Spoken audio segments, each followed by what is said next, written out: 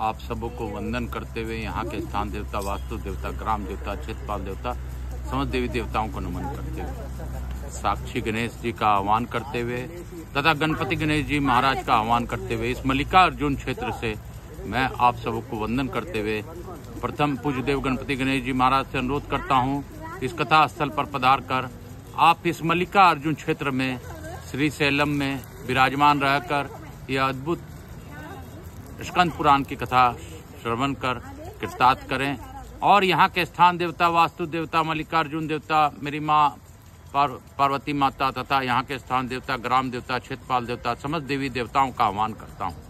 मैं अपनी कुलदेवी के सरस्वती माता तथा अपने श्रोताओं के कुलदेवता कुलदेवी का भी आह्वान करता हूँ।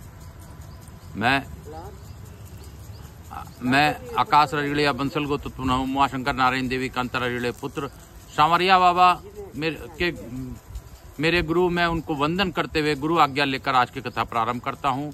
पंडित प्रदीप जी मिश्रा को भी जितना भी धन्यवाद दूं कम है। उन्हीं की प्रेरणाओं से मैं शिव के 18 पुराणों को पढ़ने की प्रेरणा लिया।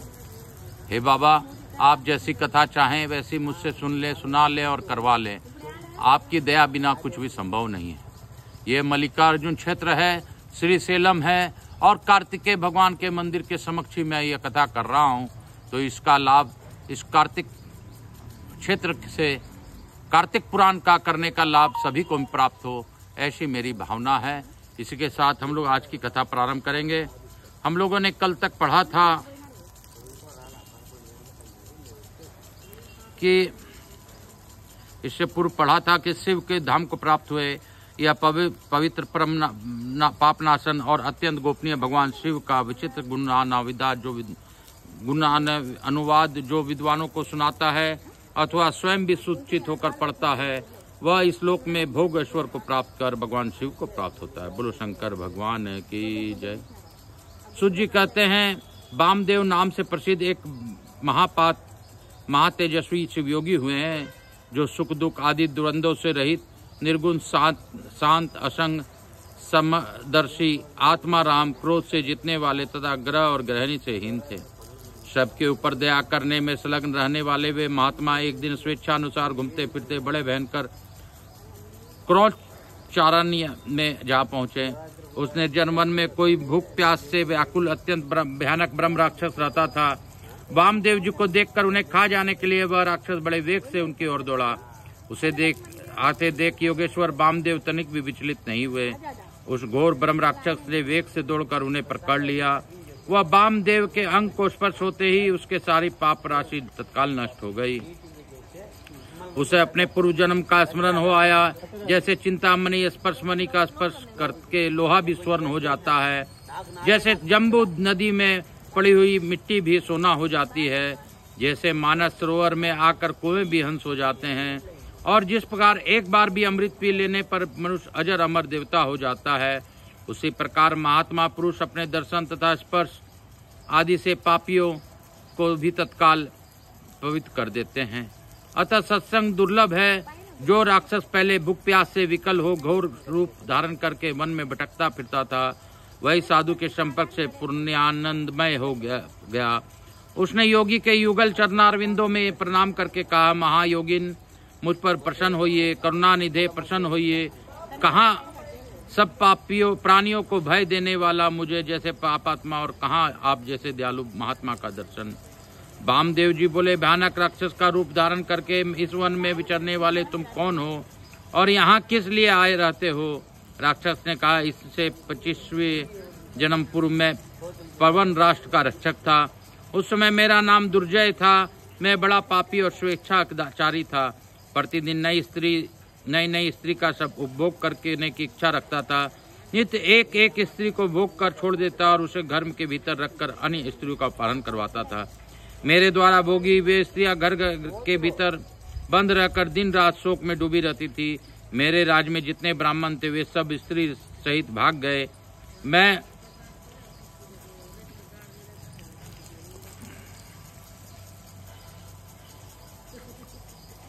मैं सदवा, विधवा, कुमारी तथा रजस्वला सभी इस तरह के स्त्रियों का हरण करके उनके साथ कुकर्म करता था। इस प्रकार दूषित विषय भोगी में आसक्त मत एवं मदिरापान में रत हो रहने के कारण मुझे जवानी में ही यक्ष्मा आदि बड़े बड़े रोगों ने घेर लिया। मंत्रियों और सेवकों ने भी मुझे त्याग दिया। अंत में अपने कुकर्म के कारण मैं मर गया। जो मनुष्य धर्म से भ्रष्ट हो जाता है उसकी आयु नष्ट होती है, अयस बढ़ता है, भाग्य छीन होता है, वह अत्यंत दुर्गति में पड़ता है तथा उसके पूर्वज पितर स्वर्ग से निश्चय ही गिर जाते हैं। मृत्यु के पश्चात यमराज के दूत मुझे यमलोक ले गए। वहां मैं भयंकर नरकुंड में डाल दिया गया। उस कुंड के भीतर यमदूतों से पीड़ित होकर मुझे 30,000 वर्षों तक रहना पड़ा। तदंतर बचे हुए पाप के फल से निर्जन वन में भूख प्यास से विकल पिशाच हुआ। पिशाचियों को मैंने 100 द्रव्य वर्ष व्यतीत किए। फिर दूसरे जन्म में व्याघ्र, तीसरे में अजगर, चौथे में भेड़िया, पांचवें में सुअर, छठे में गिरगिट, सातवें में कुत्ता, आठवें में सियार, नौवें में गौय नीलगाय, 10वें में मृग, 11वें में जन्म में वानर, 12वें में गिद्ध, 13वें में नेवला, 14वें में कौआ, 15वें में रिक, 16वें में वन मुर्गा, 17वें में गधा, 18वें में बिला, 19वें में मेंढक, 20वें में कछुआ, 21वें में मछली, 22वें में चूहा, 23वें में उल्लू, 24वें में जंगली हाथी और 25वें जन्म में ब्रह्म राक्षस हुआ हूँ।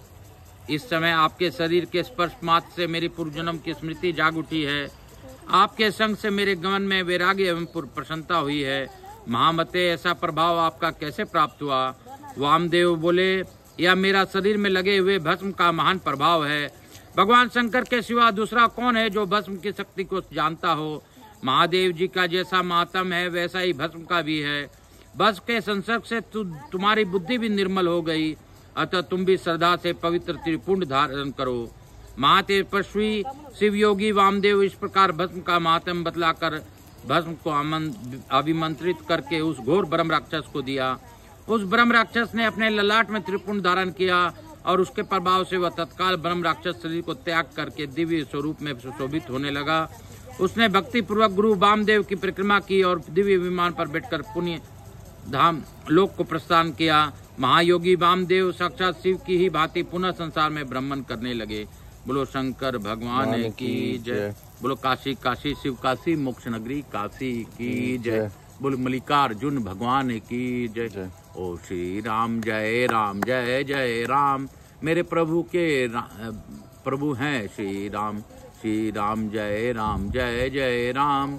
मेरे प्रभु के श्री राम। राम राम राम राम राम राम राम राम राम राम राम राम राम राम। राम नाम की लूट है, लूट सके तो लूट, अंत समय पछताएगा प्राण जाएंगे छूट।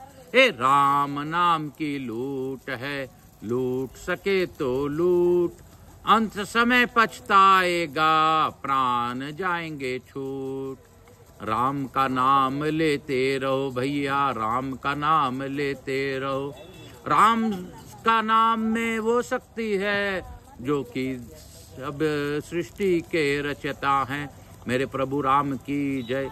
मैं यहाँ के स्थान देवता, वास्तु देवता, ग्राम देवता, क्षेत्रपाल देवता, समस्त देवी देवताओं को धन्यवाद देता हूँ। प्रथम पूज्य देव गणपति गणेश जी महाराज, लक्ष्मी जी महाराज, रिद्धि सिद्धि शुभ लाभ कुबेर जी महाराज से अनुरोध करता हूँ कि हमारे यहाँ निवास रहकर अखंड कृपा बनाए रखे। मैं अपने पितरों को मनन करते हुए पितरों को भी धन्यवाद देता हूँ कि आपकी कृपा से मल्लिकार्जुन का दर्शन किया हूँ और आपकी कृपा से मैं इस कथा को यहाँ पर पढ़ पाया हूँ। इसका लाभ आप लोगों को भी मिले, मैं मेरे श्रोताओं के पूर्वजों को भी लाभ मिले और सभी प्रकार के कष्ट कम हों। मैं अपने नाथ भोलेनाथ मैया पार्वती को भी धन्यवाद देता हूँ कि गौर बिंदुरा के रूप में उन्होंने इस कथा का श्रवण किया। मल्लिकार्जुन क्षेत्र में रहकर कुमार कार्तिकेय और गणेश जी महाराज के साथ स्कंद पुराण, कुमार कार्तिकेय पुराण का श्रवण मैं करवा पाया। बाबा, आप जितनी की जैसी इच्छा थी आपने उस प्रकार श्रवण किया, इसके लिए मैं कोटि कोटि धन्यवाद देता हूँ। काल हरा, दुख हरा, दारिद हरा, कष्ट हरा, हर हर महादेव। काशी काशी शिव काशी मोक्ष नगरी काशी की जय। हर हर महादेव। शंभु शंभु बोल बम का नारा है, बाबा एक सहारा है। बोलो बम बोलो बम बोलो बम बोल।